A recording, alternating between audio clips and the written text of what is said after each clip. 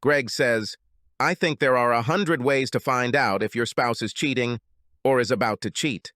The most obvious way is to walk into your bedroom and find some asshole pressing her into the mattress. My suspicions about Holly's possible infidelity arose in a less obvious way. Saturday turned out to be unusually cold. One of my chores was to install winter tires on Holly's Escape. I smiled as I got into her car.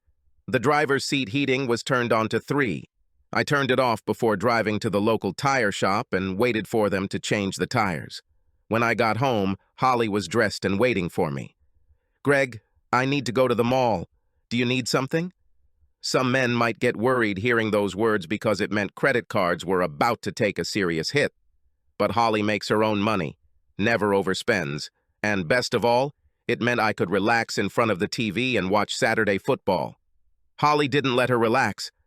Try not to spend the whole day in front of the TV. Kids need some dad time. Okay, love. 3 hours later, Holly returned to the house with one bag from Nordstrom. Not bad for 3 hours. I thought to myself. Then I remembered something. Baby, I left my sunglasses in your car. You forgot them. I put them in the console. I went to her car to get her sunglasses. As I reached over to grab them, I couldn't help but notice that the seat heating on her side had returned to 3. But why was there a 2 on the passenger side? When I returned to the house, I found Holly in the kitchen. Did you go shopping with anyone today? Holly made a strange face and waited a second before answering, No. Why do you ask? Damn, she must have just lied to me.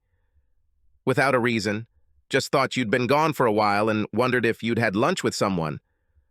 Holly turned away, pretending to do something at the sink as she answered. No, I was completely alone. The passenger side heating set to 2 was the catalyst for my suspicions. I told Holly I was going down to my basement to cross a few items off her to-do list. The silence in my basement gave me time to think. It took half an hour of solitude and reflection to realize that all the signs were there lately. Coming home from work and not sharing details of his day, forgetfulness about our home and family, being harsh towards me over the smallest things. Yes, the signs were there. How did I recognize the signs of a cheating spousey? Because I've encountered this before. My first marry again did due to infidelity. But not my wife. It was I who was the traitor. I was the one who came home late or worked on the weekends.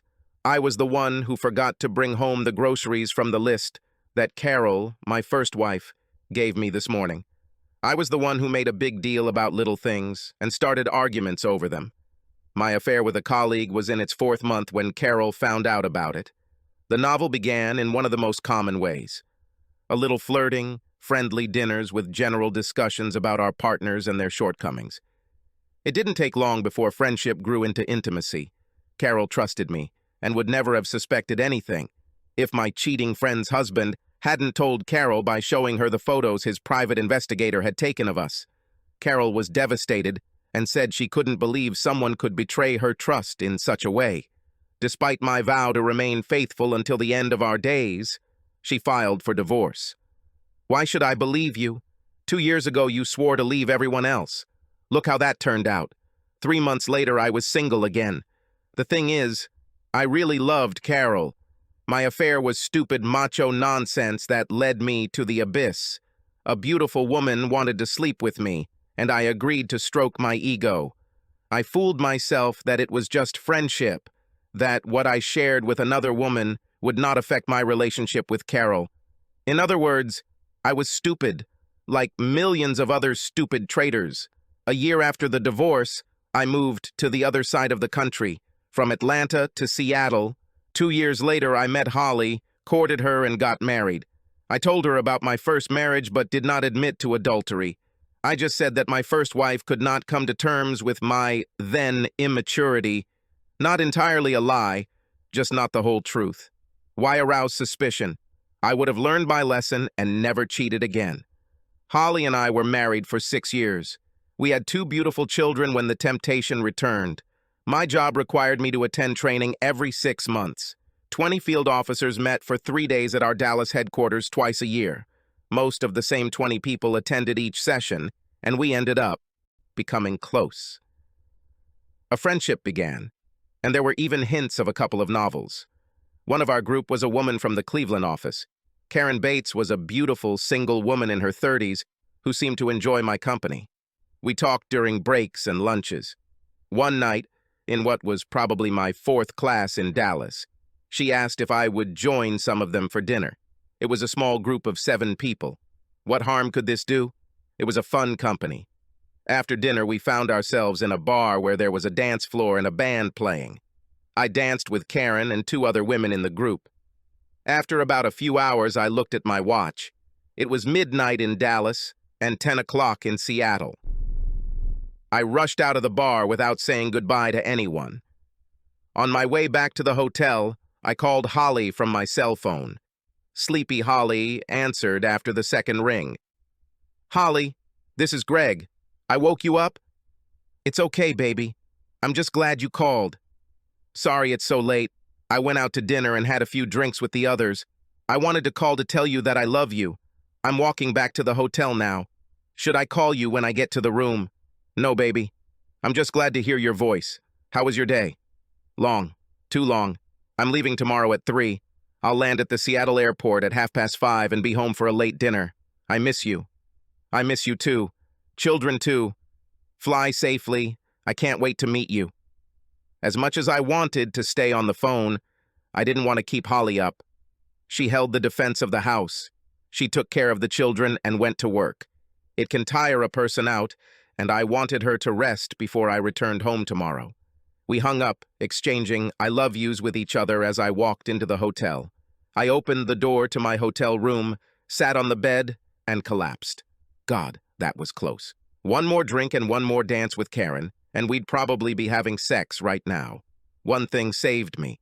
I suddenly realized all the warning signs, calls from the novel that destroyed my first marriage. That night I vowed that I would not ruin my marriage to Holly like I had with Carol. Over the next 4 years, I was able to keep my promise. I avoided Karen Bates and several other temptations I encountered. I'm no George Clooney, but I had the opportunity to make love to some stranger if I wanted, but I kept it zipped up and remembered the oath I'd made to Holly, and as far as I knew, she was still faithful to me. With a renewed sense of direction, I walked up the stairs and into our kitchen. Our 2 children, Sal and Barb, were sitting at the kitchen table chatting with their mother while she prepared dinner.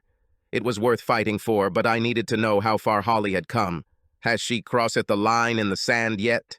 Was she in love with this guy? Where was the border? I felt Holly's eyes on me as I walked into the room and grabbed a beer from the refrigerator. I sat down between the children and joined the conversation. Holly looked at the 3 of us and smiled. At that moment, I realized that she loved me. So why the hell would she put our family in danger? Or was I too hasty? I tried my best to appear normal and ignorant throughout the weekend. We even made love on Sunday morning before going to Sunday service. On Monday morning, I asked my boss for some free time to do some personal business. He was kind enough to provide it to me without further questioning.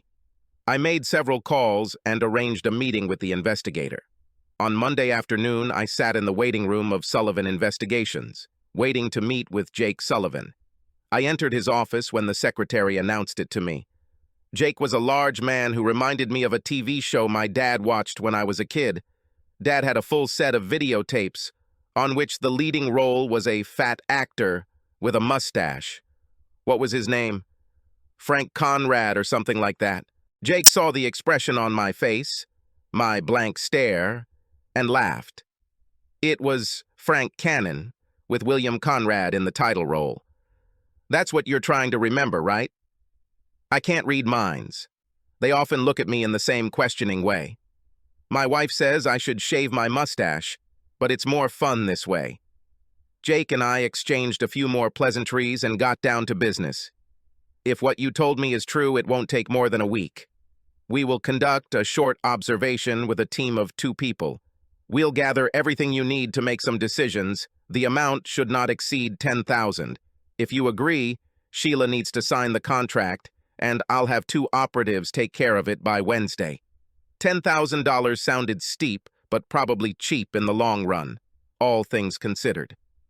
I agreed, shook Jake's hand, and signed the contract at his secretary's desk. I returned to Sullivan's investigative unit Friday night holding my breath. Greg, I have good and bad news. Crap. The good news is that your wife hasn't gone to bed with that asshole yet. By the way, this asshole's name is Derek Turner. Derek Turner is Holly's boss. I met him 3 or 4 times at Holly's work events. I never thought highly of this guy, and I had a feeling he thought even less of me. Always talked down to me.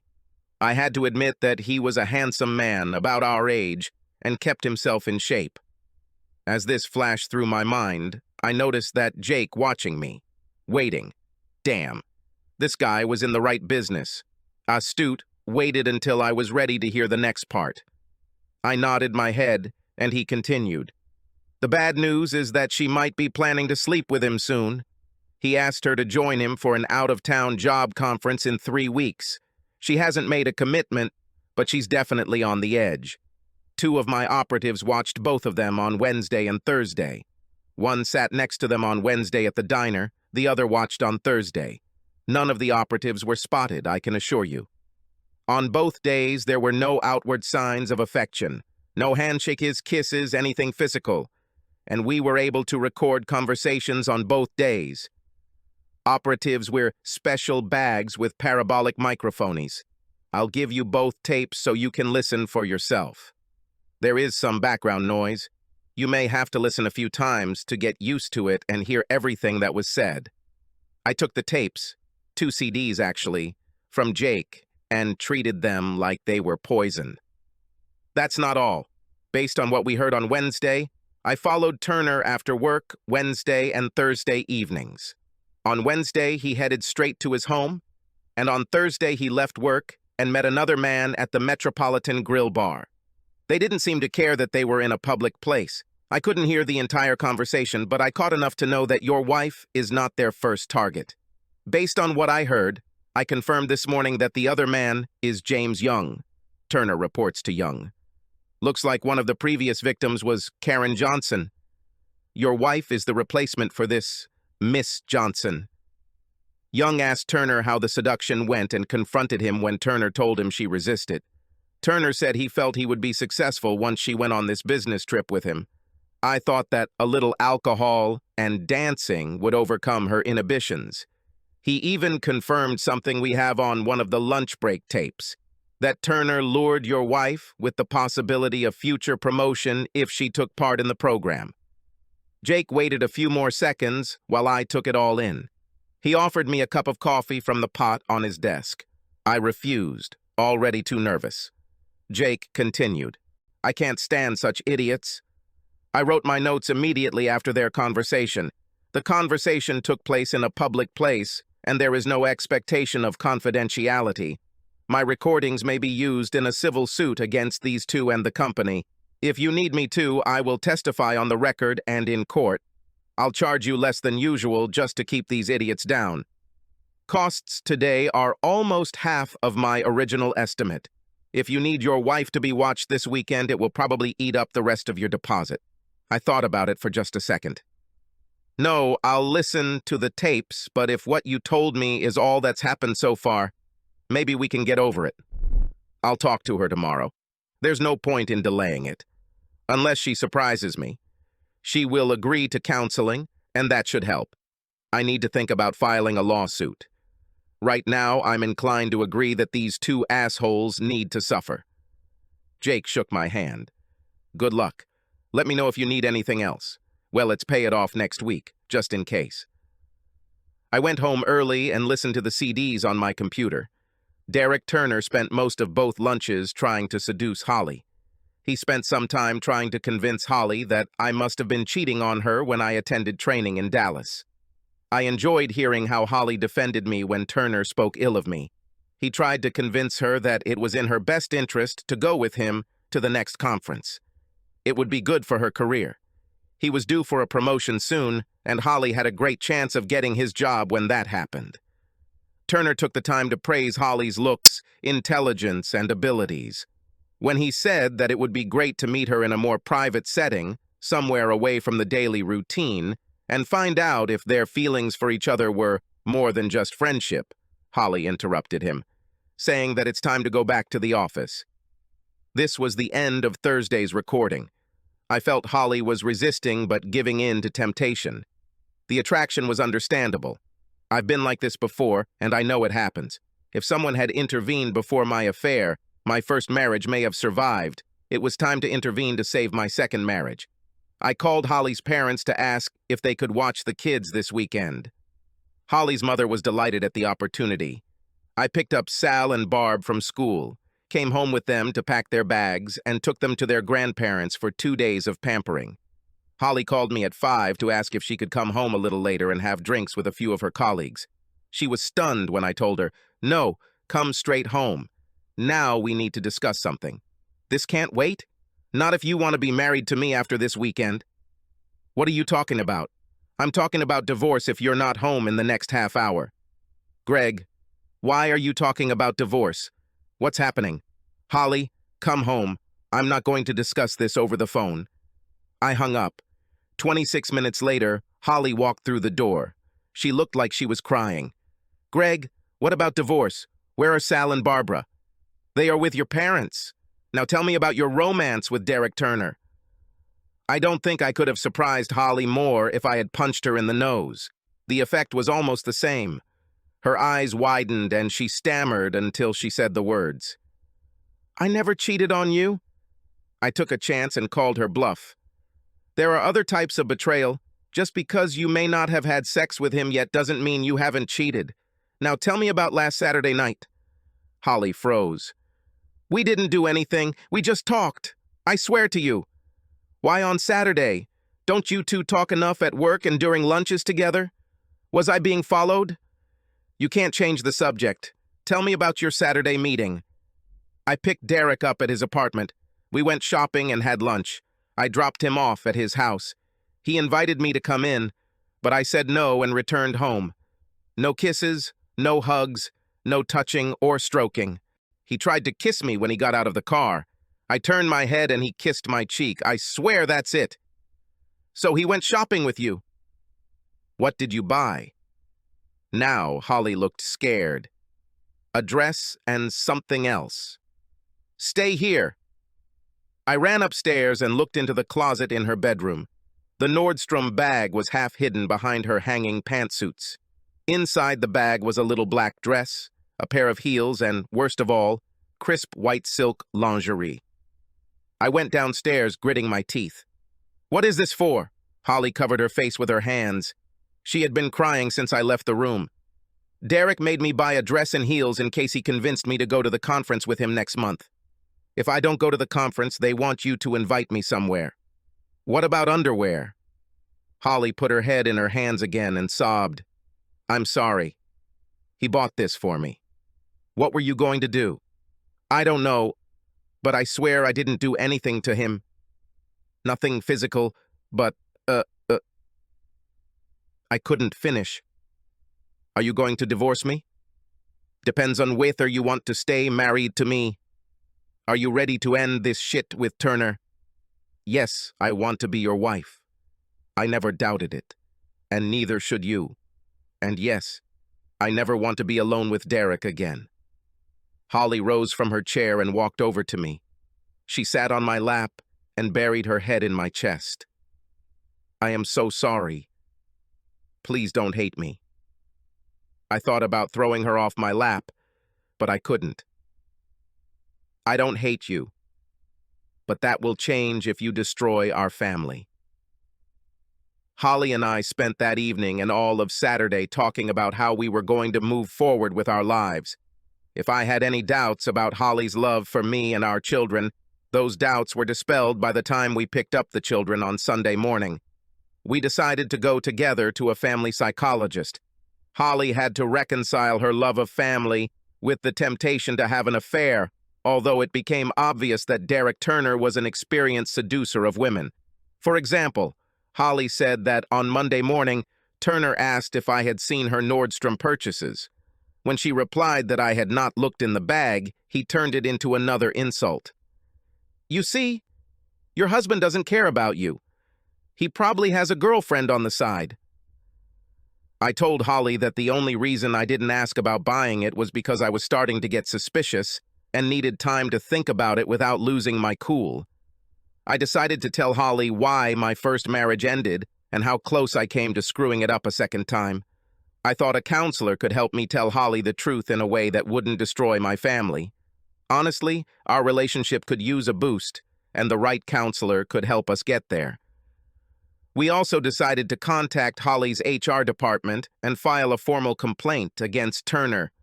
Although Holly was outraged after reading Jake Sullivan's notes on the Turner-Young conversation, everyone in the office was wondering what happened to Karen Johnson. She quit and left without saying a word to anyone.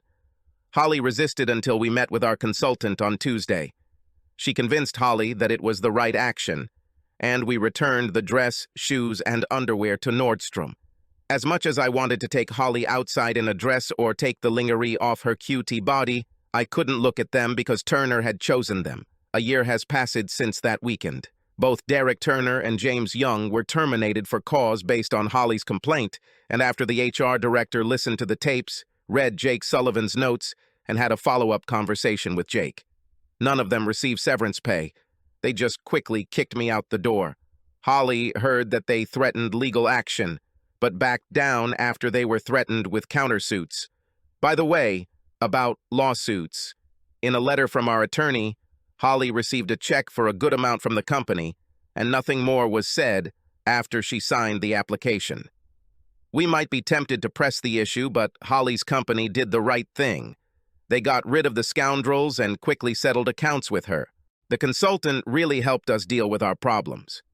Holly was surprised to hear the real reason why my first marriage failed. She was hurt when, during our first session, I told her how close I had come to cheating on her. The reason I decided to come clean was simple. Holly needed to know that she wasn't the only one who might give in to temptation. Our marriage would be stronger if she didn't carry the burden of guilt. In the end, neither of us crossed a physical line, which made the emotional boundaries we crossed still damaging, but not unforgivable. I truly believe that Holly and I are happier now than we were in the first year of our marriage. Both children are doing great. It is probably easier to raise children when two adults who love each other are involved in raising them. Several important lessons were learned. First, don't use another person to replace the emotional support you should receive from your spouse, especially when the other person has a reason to put up barriers between you and your spouse. This may start with friendly dinners, but often ends in bed. Secondly, if you are doing something that you are embarrassed to tell your spouse about, you probably shouldn't do this. Third, communication. Are you having problems with your spouse? Tell him about it. I'm not naive. There are some marriages that can't be saved by communication and sharing, but if your marriage is worth saving, make time for communication. Well, either way, that's my 2 cents, and it's worth every penny. This story was written after a young couple down the road recently separated and are now preparing for divorce. In fact, it is a disgrace, and their children will probably suffer. Kate chatted with my wife for a bit, and I spent the afternoon with my husband at the local pub. Of course, we changed the names, locations, and endings. The problem was that in the case of our neighbors, things had gone too far. Too many lines were crossed, and they were unable to recover from the damage done. We're afraid their story doesn't have such a happy ending. Subscribe to our channel so that your second chaff doesn't cheat on you, and go ahead and listen to the next story, because this story is nothing compared to the next one. If you're under 18, don't even think about listening to the next one.